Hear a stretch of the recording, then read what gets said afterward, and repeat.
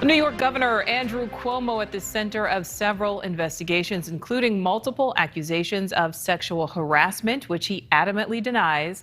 The first of those allegations levied against him in late February, and New York's Attorney General is leading the investigation into those allegations. Meanwhile, federal authorities are looking into how his administration handled data about nursing home COVID deaths during the pandemic.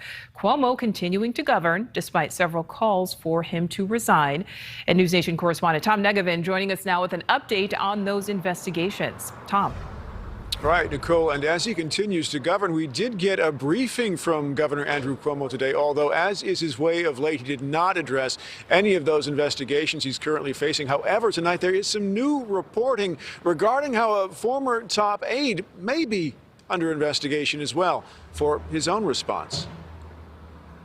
Well underway at the New York State Capitol, multiple investigations into the actions of a three-term governor whose response to the COVID pandemic made him a national celebrity. Those investigations include a federal one for the Cuomo administration's response to COVID in nursing homes and whether data about the death toll was manipulated. There's also a probe underway into whether members of the governor's own family, including his mother and news anchor brother, were ushered to the front of the line for COVID testing. Andrew Cuomo was writing a book on leadership, but now that too is under scrutiny. The question, were staffers helping with that book on the taxpayers' time? Best known are the two state investigations, one an impeachment inquiry, the other by New York's Attorney General into allegations of improper conduct or sexual harassment leveled by multiple women, several of whom are former Cuomo aides. Throughout, the Democratic governor has insisted he's done nothing wrong. I never touched anyone inappropriately.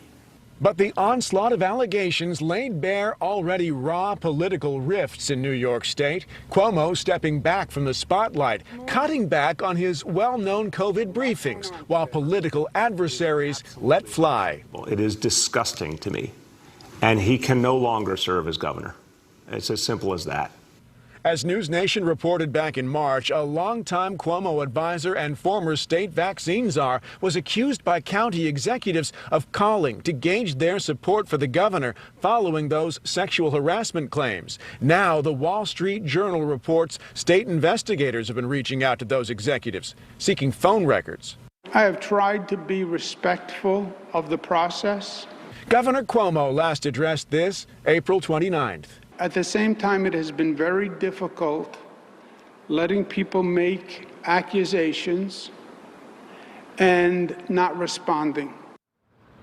The governor pointing out that the people of New York have heard just one side of this story, and he says he's eager to tell his at the proper time to the proper authorities. Live outside the governor's downstate office in Manhattan, Tom Negevin, NewsNation.